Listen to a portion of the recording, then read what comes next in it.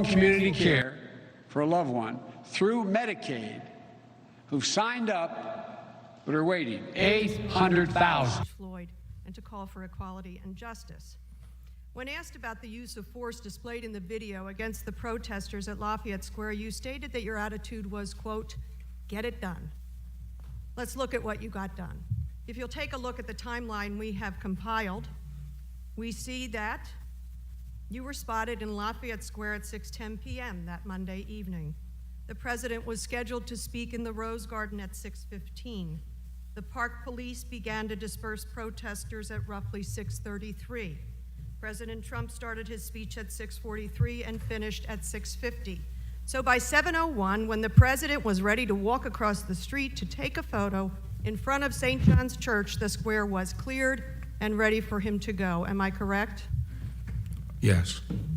The timing is clear. Multiple local officials also confirmed the point of clearing the square. One safety official said it was as if the park police's plan to move the perimeter had been, quote, hurried up when the president needed to walk to church. And just today, Congress heard testimony from Adam DeMarco, a National Guard officer deployed at Lafayette Square, confirming that he expected the square to be cleared after the curfew, after 7 p.m. I'm sorry, who was that? Adam DeMarco, National Guard. In the afternoon, I didn't have a question for you, sir. In the afternoon, you told us that you learned of the president's interest in crossing the square to go to the church. Is it your opinion, Mr. Barr, that clearing protesters from Lafayette Square, which local officials were told to hurry up moments before the president's photo op with a borrowed Bible in front of a church, was coincidence? Is this timing coincidence? I believe it is, yes. It's not post hoc ergo propter hoc, is that what you're saying? With the Latin. In a related matter, when asked about the use of pepper bombs fired... It wasn't a coincidence in this set, if you would permit me, Congresswoman. Okay, as I said, I use the analogy of MacArthur at, okay, thank yeah? you. I'll reclaim okay, so... Mr. Attorney General? He couldn't have walked... Said coincidence. Fine, we'll assume that that was all coincidence. In a related I've matter, already explained that it had been planned all day. Attorney General, the time is mine. We've waited a long time for you to come here. The time is mine. You've waited to talk to me like this? You didn't need to wait so long. When asked about the use of pepper bombs fired at Americans in Lafayette Square, you said, quote, no, there were no chemical irritants. Pepper spray is not a chemical irritant. Mr. Attorney General, chemical, quote. Well, I was referring to a dichotomy of things between chemical compounds and naturally occurring substances. Mr. Attorney General, reclaiming my time. There are rules by which we operate here. I would ask you to respect them. Take a look at the screen. I've placed on this screen for reference, as you are aware, how your department describes pepper balls used on Americans in Lafayette Square. A 2009 Justice report noted that the pepper ball, quote, system's accuracy and accompanying blunt trauma impact made it an ideal chemical dispensing system. So while you, in a quote, said it's not chemical, you today confirm it is chemical, and you're aware of your department's policy, are you not? What policy? The one I've just provided to you. What does it say? Finally, whether or not you authorized it at the time.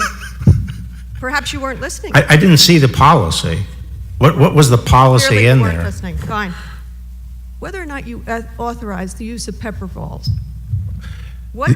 I did not ask you a question yet, sir. I ask you to please refrain from interrupting me.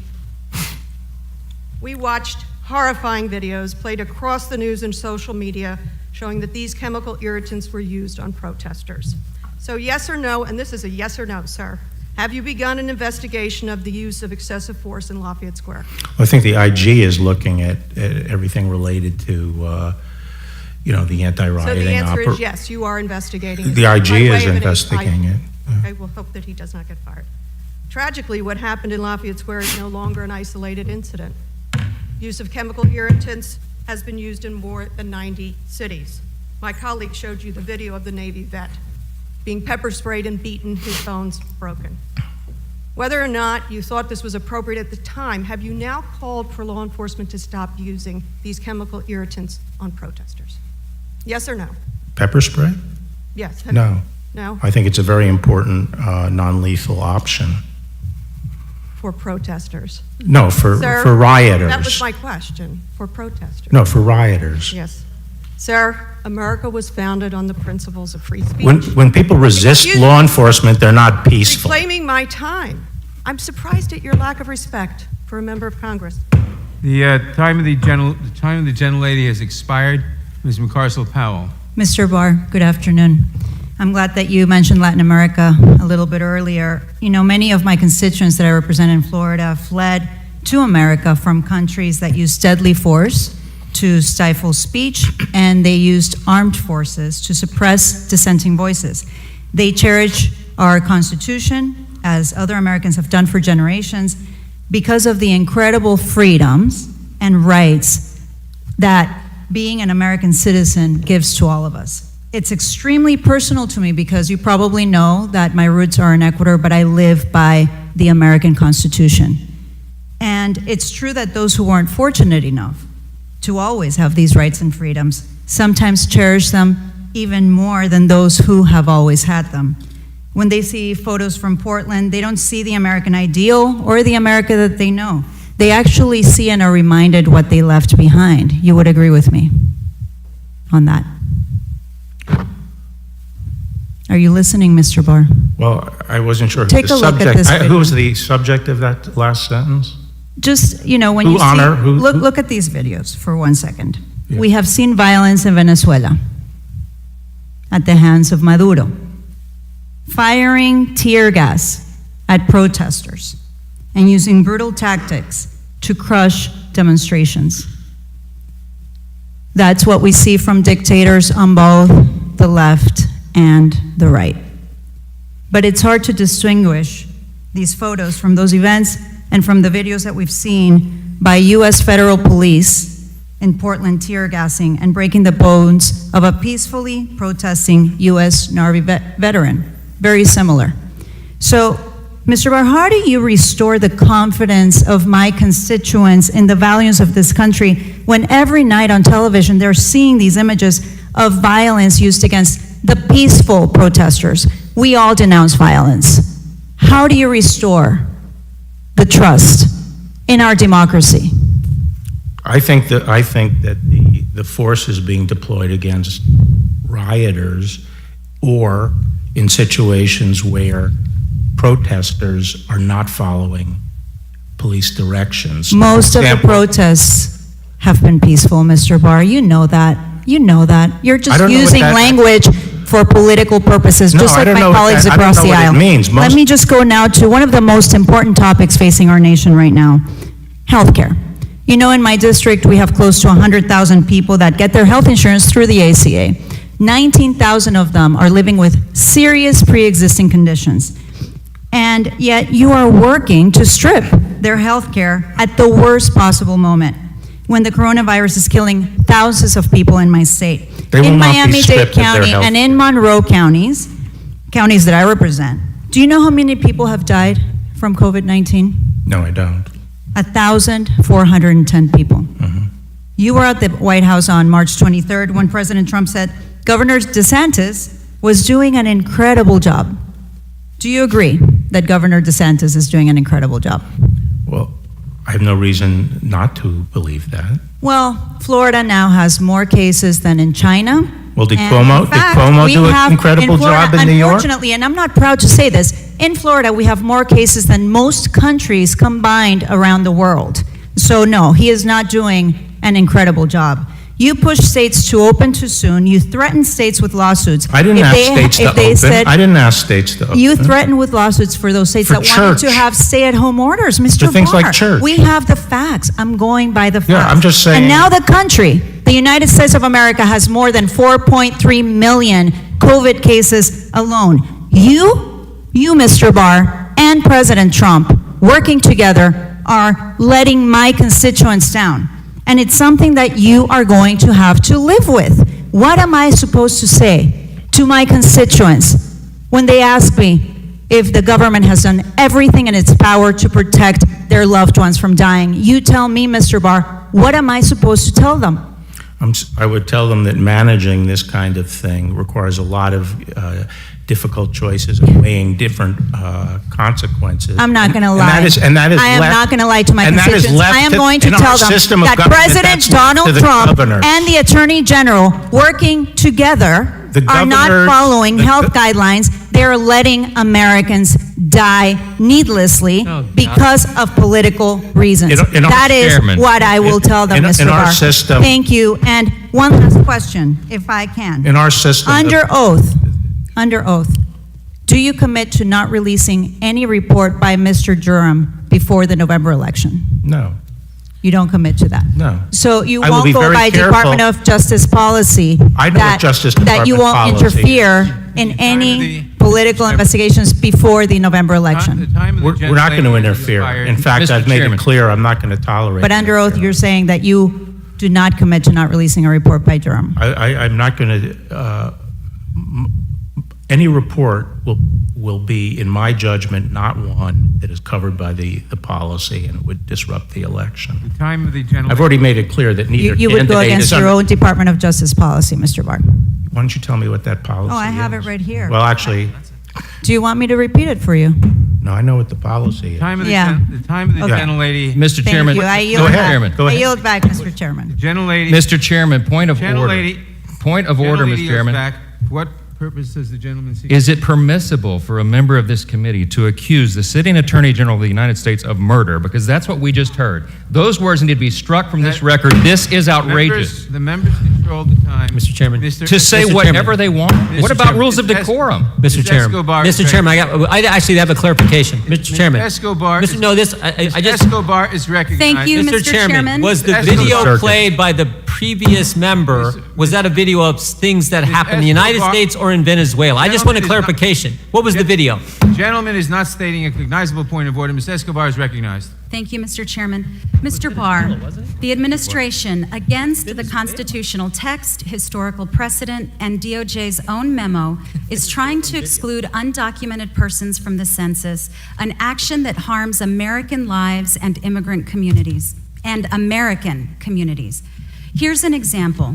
Many American children are living with an undocumented parent or relative.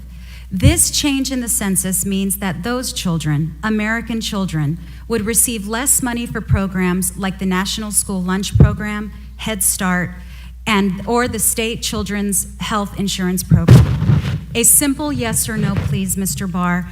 Are you comfortable with a decision that would punish American children and immigrant communities in this way? I don't make the policy. I provide legal advice on legal issues. So as Okay. both to this issue and the issue of the Thank you, Mr. ACA, the question presented to the department is the law. Reclaiming my time, sir. Mr. Barr, a simple yes or no. Does the Constitution say that only citizens should be counted in the census? No. Correct. It does not. In fact, the framers of the 14th Amendment explicitly confronted this question, and it provides that persons in each state be counted. I'll move on. Well, they wouldn't have confronted it because there were no illegal aliens at the Among many time. other things, I'm alarmed by your department's refusal to comply with and implement key Supreme Court rulings. On June 18th of this year, the Supreme Court, in an opinion authored by Chief Justice Roberts, ruled that the Trump administration's attempt to rescind DACA was arbitrary and capricious, and required the administration to process new DACA applications. Despite the Supreme Court's ruling, 0 DACA applications have been processed. That's not the only Supreme Court decision your administration has ignored. In 2017, your department issued a memo stating that transgender workers were not protected by civil rights laws. The Supreme Court struck that down too. No, I'm sorry. What we had said was the 64 Act did not extend to... Reclaiming my time, sir. In both the DACA and transgender decisions, your department has yet to comply. Yes or no?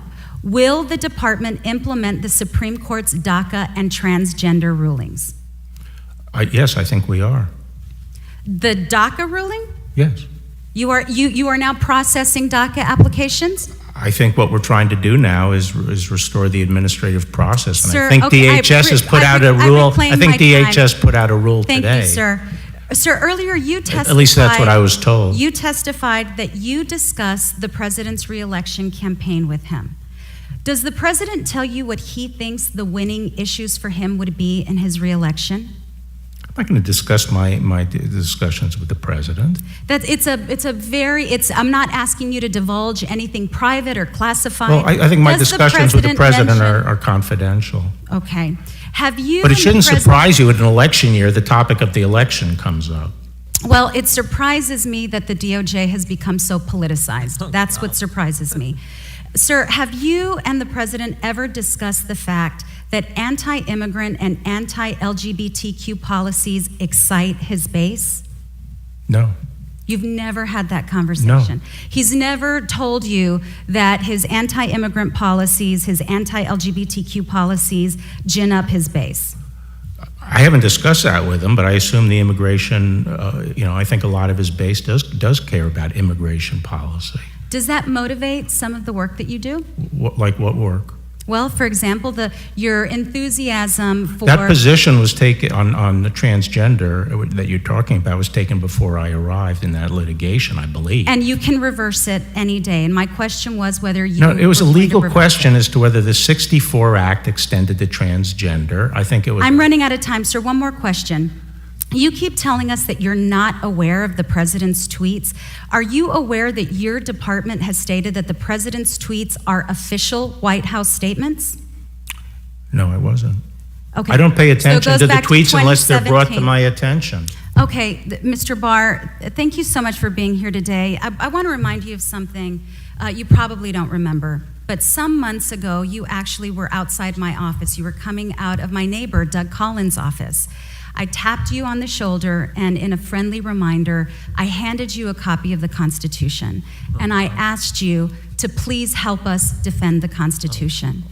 There's nothing more dangerous to our republic than an attorney general who refuses to uphold his oath, refuses to uphold and defend the Constitution, and swears allegiance to just one person, Donald Trump. Sadly, that's where we are today. My loyalty is the Mr. Constitution. Chairman, I yield back. That's why I came into government. Gentlelady yields The back. lady just accused him of not adhering to his oath of office. Let him talk.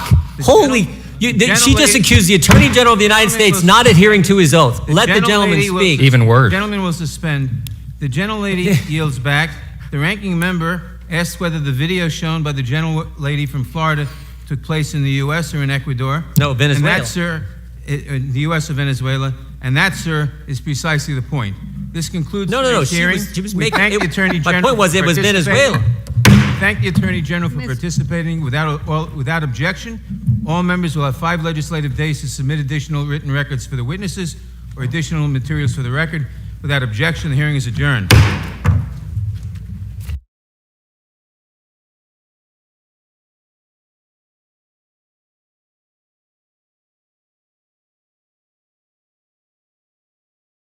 A lot easier to be able to communicate with staff, work with staff that's in Philadelphia and the like to get this all lined up. And what I found is operating out of home, all this stuff about hiding in the basement, over 340 million people have watched what we've done like this on television. That's as big as the American population. So I'm learning that it doesn't, the way people are viewing the news and absorbing the news these days is totally different than it was before. So I find it really doesn't make a whole lot of difference where you do it from as long as we can do it safely. And secondly, the reason I want to do this is because of Hicks Anderson. I can think of no more, if I were in Washington at the time, I'd come here for dealing with this issue because of my buddy Hicks and what has been done and what he was all about. It's a Delaware thing, as you probably know. Thank you. Thank you.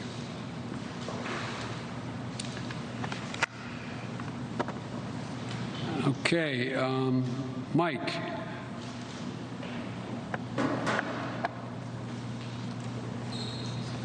Thank you, sir. You just said that you believe that the president is intentionally provoking some of these violent actions we're seeing, particularly in Portland. But as you might know, the president... Can you turn your mic down a little bit so I can hear you better? I'm sorry. Helps to be a little taller, I suppose. No, I didn't mean that. You just said that you believe the president is intentionally provoking some of the violence we've seen in these clashes in Portland specifically. But as you might know, the president in his tweets and his campaign and the television ads they're running is warning that if you're president, we would see similar scenes throughout the country. I wonder how you would respond to that. And if you were president right now, what specifically would you be doing to strike the balance between the right to peaceably assemble, but mitigating the kinds of violence and the damage to public property that we're seeing? I'd be using local police as we did when we were in office. When there were riots and there was federal property at stake, we were able to take care of that. And we're able to take care of it by the use of, not it wasn't as wide as this, obviously, the use of local police. And the fact is that arsonists should be held accountable. People carrying guns, shooting, should be held accountable. People who engage in criminal activity should and must be held accountable and taken to trial. But what's happened here is this has just caused such enormous political division. And it's all about being able to, you see some of the ads.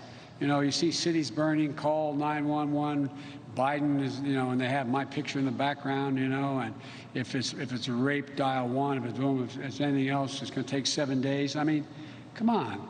That is all about trying to come up with a bizarre law and order 2020 campaign thing to try to scare the devil out of the American people. And what's happened is it has just, look, Mike,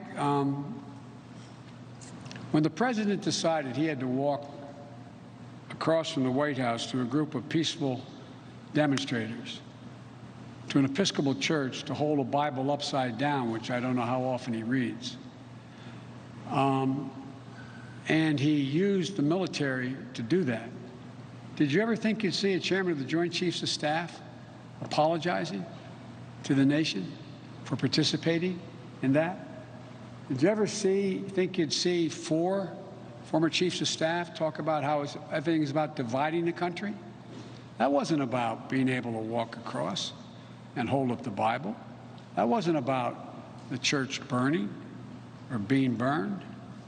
It was about, as his own people said, his own commander, it was about dividing the country, preying on it. When you have a president who, in almost the same day, the state of Mississippi takes the Confederate flag off of their flag, and he's defending the Confederate flag, and it's just a matter of heritage, and why isn't it still being flown or something to that effect at NASCAR, and why things are down? This is about division. This is about trying to split the country. And so far, thank God, the American people aren't having any of it. Over 70% of the people in the country thinking the protesters would you ever think you'd see 70% of the people saying Black Lives Matter? Because they see what happens. And they're not buying onto this racial division. That's what he's done from the very beginning. As you've heard me say, coming down an escalator today, and now says he's going to get rid of those Mexican rapists and judges. I mean, this is...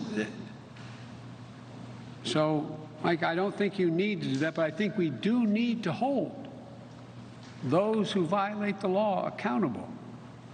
You should never let what's done in a march for equal rights overcome what the reason for the march is.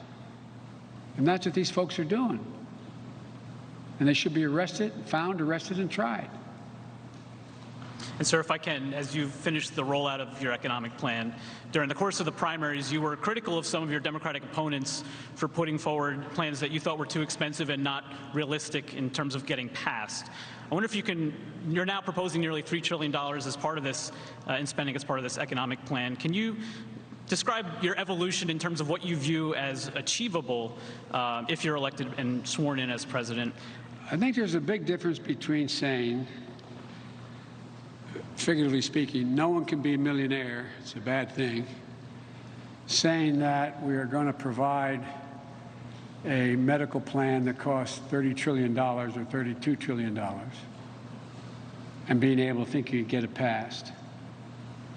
And being able to pass in this environment legislation that the circumstances have demonstrated is needed to solve real problems. For example, the idea that we can continue to be in a circumstance where we reward companies for government contractors for going overseas to make their products, that we can continue to provide tax breaks for that effort.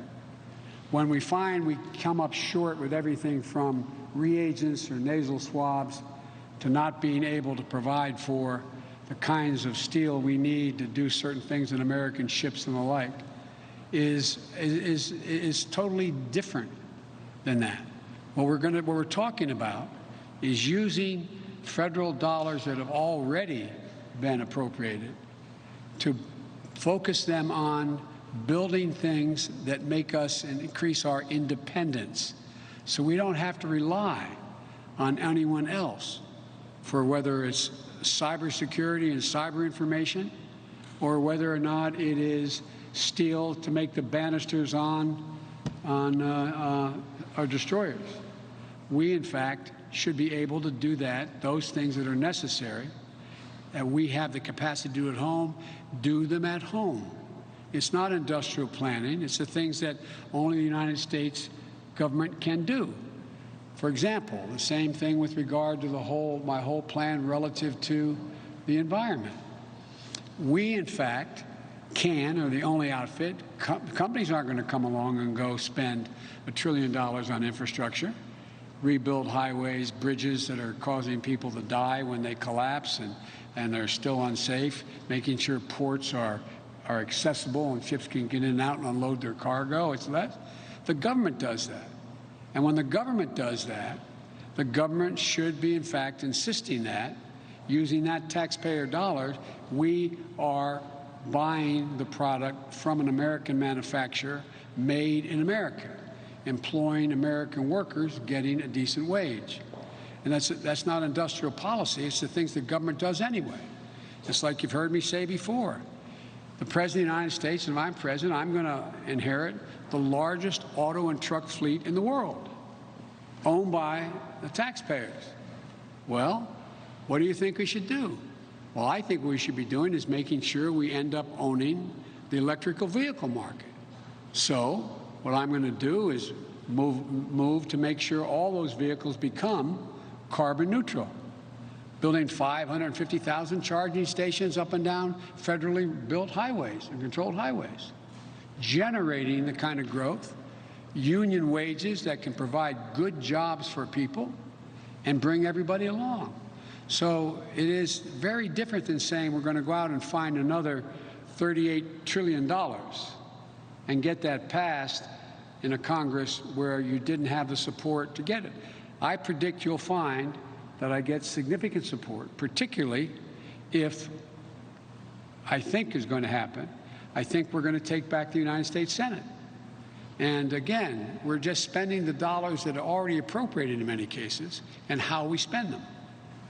Thank you, sir. Okay, Ed O'Keefe, CBS.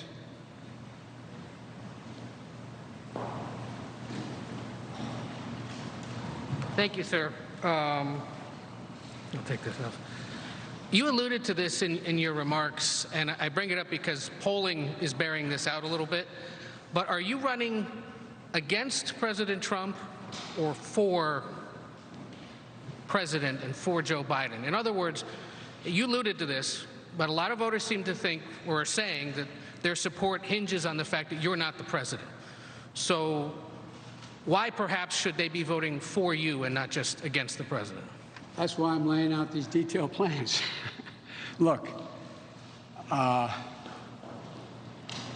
running because Trump is the president. And I think our democracy is at stake for real. And what seems to be the case is many Americans, those who don't like me and those who do, view me as the antithesis of Trump. And I believe that I am. And when I announced, I said I was running because I thought it was essential to restore basic decency, the soul of America. But I really meant it. It wasn't, remember I got criticized early on for saying that. Now everybody's talking about the soul of America, decency, honor, respect.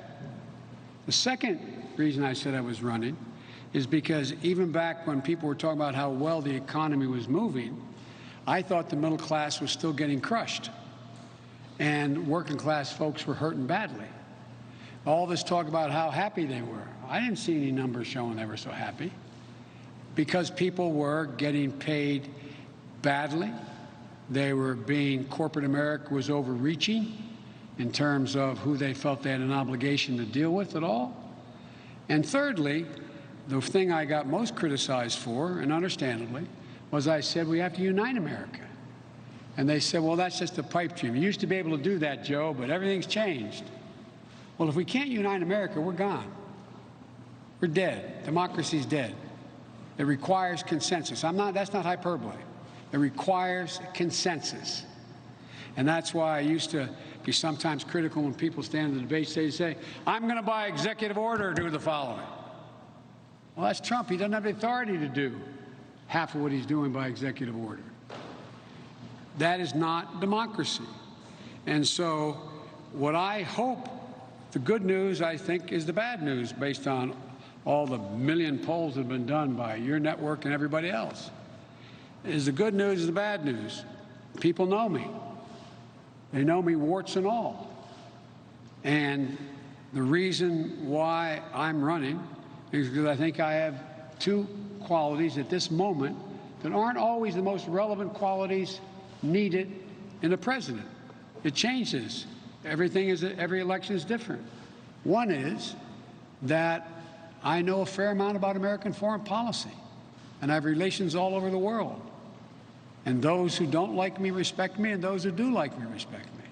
I know how to get things done internationally. Doesn't mean I can solve every problem, but I understand the national security and intelligence issues. That's what I've done my whole life.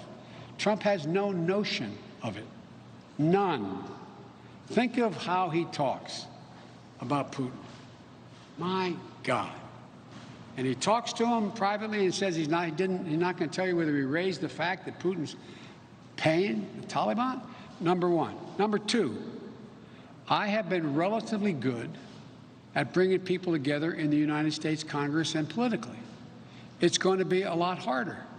Things have changed. A lot harder. But depending on the outcome of the election, in terms of the Senate and House races, it can become very much within reach. Because, and I'll say it again, I've never questioned anybody's motive. I've never lied to a political opponent and misled them. Even when I was in the Senate and I'd say, I need your vote on this, but I got to tell you, you vote for it, this part of your constituency is going to be mad at you. I've never misled anybody. I don't expect anybody to voluntarily agree to be in the second editions of Profiles in Courage. I try to recognize the limits of where they can go and still find a principled compromise. And so there are the two things that I think we very badly need now. And lastly, I think that notwithstanding the fact I think I have laid out the most detailed plans on the economy and on issues relating to health care and the rest of any president in modern history. I mean, it's awful detail. If I'm elected and this passes, I'm going to be good to go down as one of the most progressive presidents in American history. But none of the things I'm talking about are inconsistent with a free market. They're not inconsistent with capitalism, but they require certain safeguards. Just like, that old thing, it took a capitalist to save capitalism. Well, I think there's a lot that we can get done and will get done. And that's why, last thing I'll say, remember I was criticized by saying I'm going to campaign in states for senators and House members or states that I'm not likely to be able to win. Because what everything shows, and you know this inside out and backwards, all of you do, that when the National Party doesn't invest in areas where there's a tight race, it hurts the local officials up and down the list. And so we got to build a bench here. And that's what this is about as well. So I'm hoping that people will take a look at what I've done what I'm proposing, why it's in their interest that they move in the direction I'm suggesting.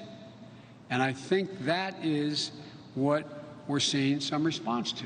I have a quick COVID question in this regard. The Florida Marlins today announced they had to suspend their season. You curious, because I know you get briefings on how COVID should be dealt with and how society should be comporting itself in the midst of all this. What do you make of how sports leagues are starting to play again? And frankly, for that matter, what do you make of how schools are considering all this? The president's considering, or has said, he would withhold federal funding from states or school districts that don't reopen, or that don't reopen. I mean, you must have thoughts on all this. Well, I do. I've laid out, in the interest of time, we'll get you a copy of my school reopening plan, what I think is required in order to do that. There's some circumstances you can do that, but you have to make significant investments to do that in order to provide for protective gear, in order to provide for social distancing, in order to have testing and tracing and all those things. It's possible, but it's a significant investment, and it requires the certainty that teachers as well as students are going to be protected. And where you're in a high intensity area where there's a lot of COVID, it is not a good idea. Evidence the fact that, rhetorical question, I'm not expecting you to answer it. Do you think the president all of a sudden decided not to go to Tallahassee because he thought it was the interest of the public? He decided. Jacksonville. Jacksonville, Florida. I'm thinking of the capital. To go to Florida, to Jacksonville? Well, because even the Republicans down there said, we don't want you doing this. We don't want you doing this. They're just, it's a mistake. And so I think that there are guidelines that have to be made much more specific by the CDC. They should let the scientists speak. Let the scientists speak. I'm happy the president is back holding his conferences on COVID every day. I don't know what the hell he's adding to it, except it's good he's wearing a mask and saying the right things, mostly. But this is about science. This is about science. This is about expertise. This is about transparency. And we've got to make it available to the American people. Because what everybody's finding out, and I'll end with this, is that the circumstance is such that even when a business is opened, people aren't showing up because they don't think it's safe in many of them. And so there ought to be a system whereby, and which I propose, that you can lay out the details of what you're doing in your business and be able to put a sign out that says, it's safe, I've met all the standards. But the idea that we're just going to say open up and people are going to show up, they're not. They're not. Should there be sports right now, though? Should Major League Baseball go on? Well, the it NFL seems do? to me that it's probably not going to be able to happen based on what the leagues themselves are saying. I mean, you have the Marlins saying we can't do it. So many people. So I think they should just follow the science. The one thing that seems to work a little bit, I don't know, is basketball, where no one's traveling. They're all sequestered in one place. It's like, look, all of you have families, moms, dads, etc. If they come from another state, you go from wherever you are to their state. Well, you should be quarantining before you go see them.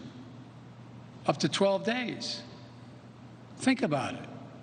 The United States of America, you can't travel to a whole hell of a lot of European countries. You can't get in a plane and go there.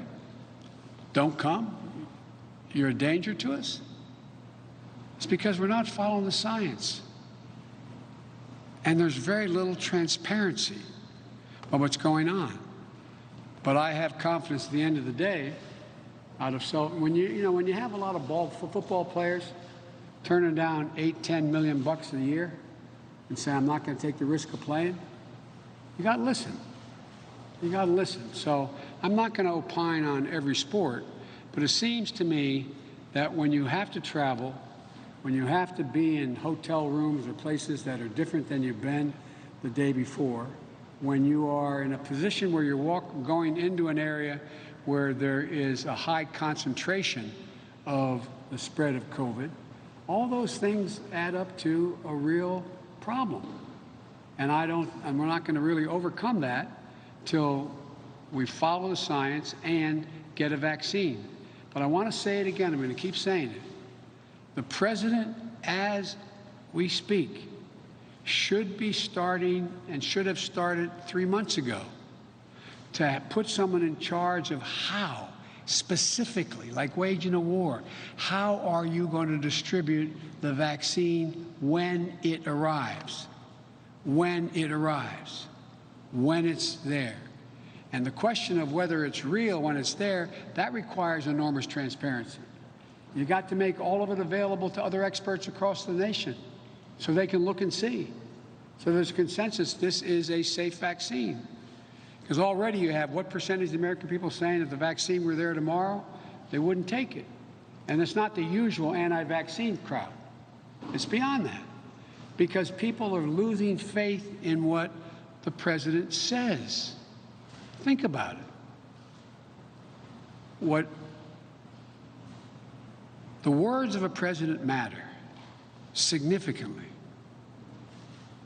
They can, as I said before, take us to war. They can bring peace. They can cause the market to rise. They can do good things. But people listen to what a president says. And if a president repeatedly says things to you that are not true, and then there comes a time when they say, I have something that I think can cure you, but it could really hurt you, you're not going to listen to the guy who says, been lying to you along the way. Anyway, thank you so much. Appreciate the time, and I'm getting out of your hair. Thank you. All right.